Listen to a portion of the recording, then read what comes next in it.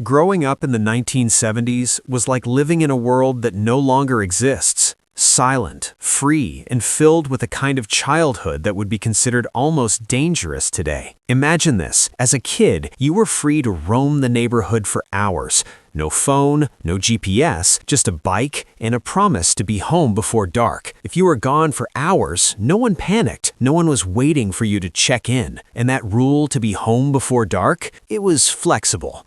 This kind of freedom created something rare today, a deep, raw confidence, the kind that says, "I'll figure it out," even when you're completely lost. Back then, kids didn't need constant supervision. They learned by doing, through trial, error, and the freedom to grow. But here's the truth.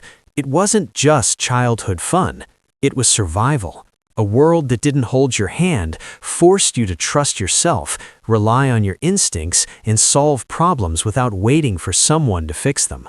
For people who grew up in the 1970s, that mindset sticks with them today. Even as the world changed, that independence and self-assurance remained. It's something that's hard for anyone born after the 2000s to fully understand. To truly understand the mindset of those who grew up in the 1970s, you have to look at their parents. Most of them were born during or right after World War II. Parents who knew real fear, hunger, and sacrifice. These weren't parents who talked much. They didn't complain or show weakness.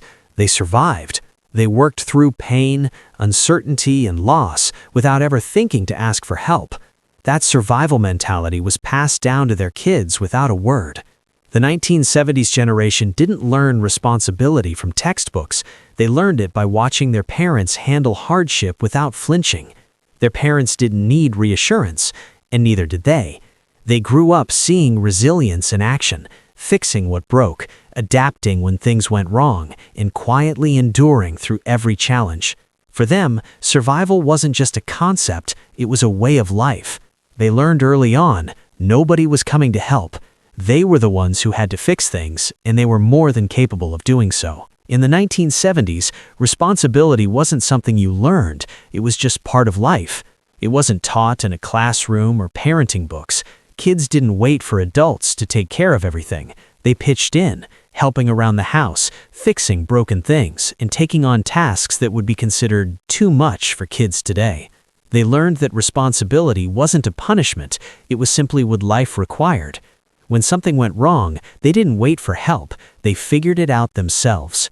If a toy broke, they fixed it. If there was a problem, they solved it.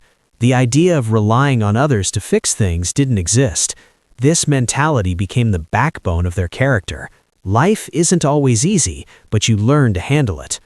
Growing up this way shaped a generation that didn't shy away from hard work.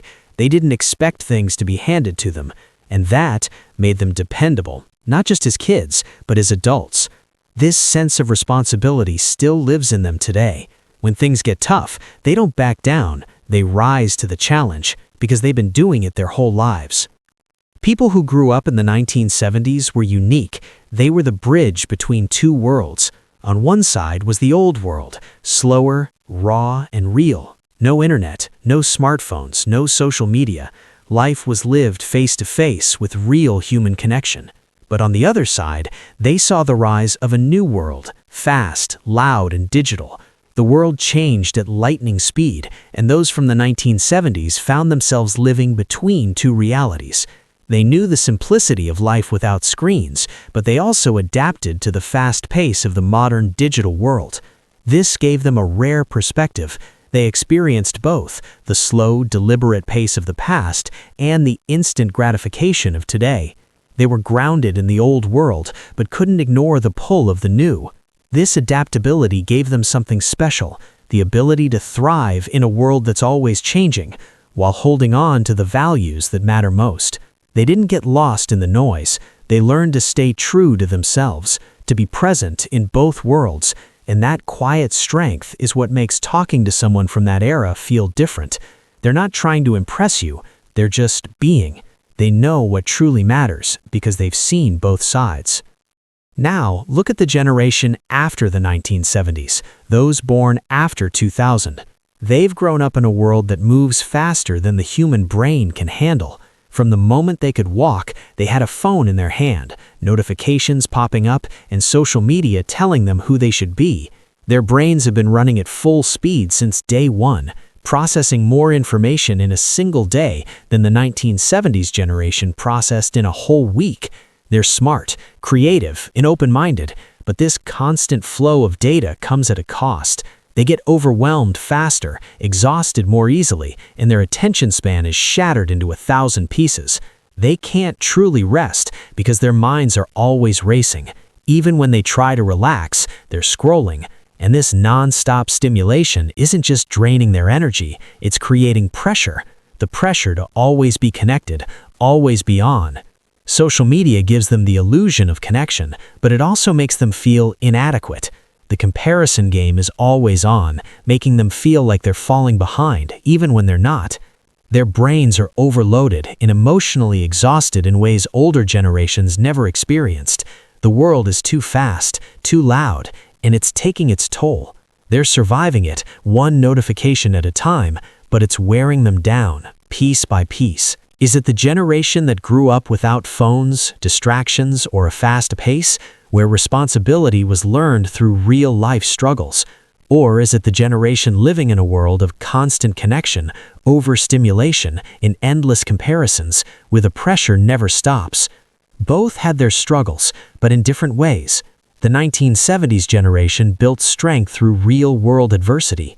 They faced challenges head-on, without expecting help. They were shaped by a tough, straightforward world.